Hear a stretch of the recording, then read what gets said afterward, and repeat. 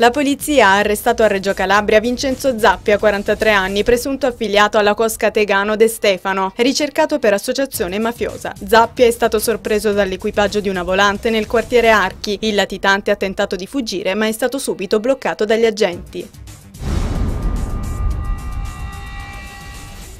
La questura di Cosenza ha confiscato beni mobili ed immobili per un valore di 9 milioni di euro a Giuseppe Nigro, 51 anni, residente a Belvedere Marittimo, sorvegliato speciale di PS ed esponente di spicco del clan mafioso Muto di Cetraro.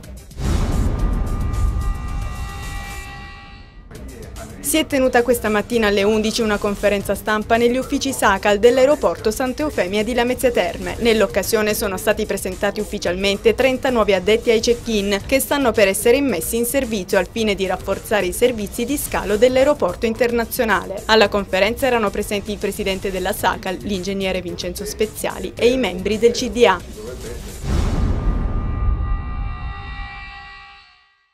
Stamattina con un apposito sopralluogo è stata illustrata agli organi di informazione l'attività di manutenzione svolta nel Parco Archeologico di Capocolonna, a seguito della sinergia tra il Consorzio di Bonifica Ionio Crotonese e la Sovrintendenza per i Beni Archeologici della Calabria. Il promontorio è stato ripulito e messo a nuovo in occasione della festa della Madonna.